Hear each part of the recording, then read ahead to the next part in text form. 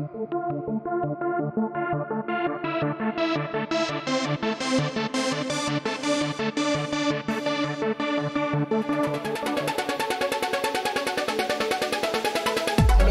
le Noctenium, en voilà un exemplaire. Voilà ce que c'est ce bout qui est là, qui tient tout seul. C'est ce qu'on appelle en physique de la lévitation. C'est possible à faire des choses qui tiennent au-dessus d'une autre sans contact apparent. C'est absolument possible de faire ça. Cette chose-là, elle est au-dessus de cette chose-là sans contact apparent. Ça s'appelle de la lévitation supraconductrice. Alors qu'est-ce que c'est un supraconducteur d'abord? Le supraconducteur, c'est ça. Cette petite pastille qui est ici, qu'on voit dans une espèce de brouillard, qui est en fait un brouillard d'eau, qui est dû au fait que dans la petite coupelle qui est ici, il y a du givre là, il y a de l'azote liquide, qui à température ambiante, à température habituelle est un gaz, à moins 196 degrés, qui est là-dedans et qui refroidit cette chose-là. Cette chose-là, c'est donc un supraconducteur, c'est-à-dire un matériau qui, quand sa température est assez basse, laisse passer le courant électrique sans aucune résistance électrique. Ce qui lévite au-dessus du supraconducteur, c'est un aimant. Alors voici l'aimant, voici le supraconducteur d'abord, le supraconducteur, et voici l'aimant. Le petit machin brillant, c'est l'aimant. Si je pose dessus, ça ne colle pas. Le supraconducteur n'est pas sensible à l'aimant en température ambiante. Le supraconducteur, l'aimant. Maintenant, mon collègue ici verse, un copain, Jean-Julien Bobrov, verse de l'azote liquide.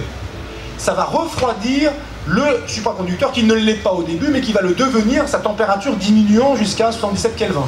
Et un élément se soulève spontanément, on peut passer l'objet indispensable, le ticket de métro parisien, sous le truc pour montrer, comme dans la magie, qu'il n'y a bien rien en dessous.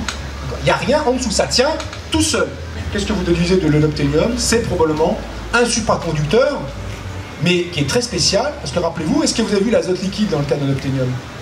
Il n'y a pas d'azote liquide, il n'y a pas de refroidissement. Ça, c'est le supraconducteur. Ça, c'est un bloc d'aimant caché dans le socle. Et le supraconducteur en Noctenium, il est à température ambiante. Ça, c'est le Graal de la physique des matériaux. On aimerait savoir faire des supraconducteurs à température ambiante. On ne sait pas faire ça. Et on aimerait que des supraconducteurs qui fonctionnent là, à 20 degrés. Ça serait ultra génial.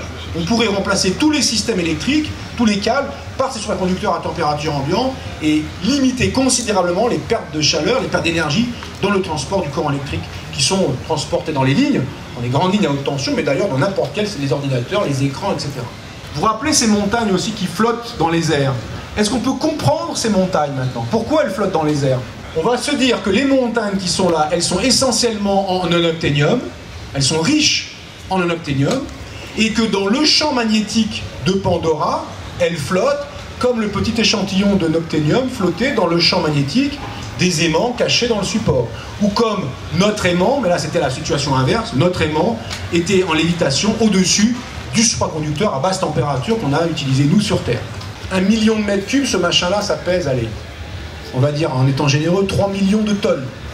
Là, c'est pas un petit aimant de 1 gramme ou 2 qu'il faut faire léviter, c'est 3 millions de tonnes.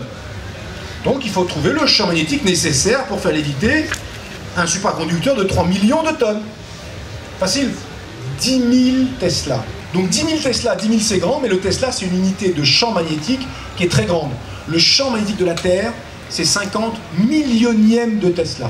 Pour la Terre, 50 millionièmes de Tesla. Et là on parle d'une planète, d'un objet qui n'est pas une planète, qui est un satellite, qui est plus petit que la Terre et qui devrait avoir un champ qui est 1 milliard de fois plus grand. Bon, curieux. Curieux, très curieux. Et 10 000 Tesla, c'est même un champ qui est si intense que si vous mettez des atomes, de la matière, dans un champ magnétique si intense, la matière doit être, comment dire, déchiquetée, écartelée par ce champ magnétique et ne doit plus subsister, ne doit plus garder sa cohérence. Donc on voit qu'en mettant des nombres dans ce que l'on voit, ça ne marche pas. Donc c'est normal, c'est Pandora, c'est un film, c'est Avatar, ils ne cherchent pas Cameron à faire un documentaire.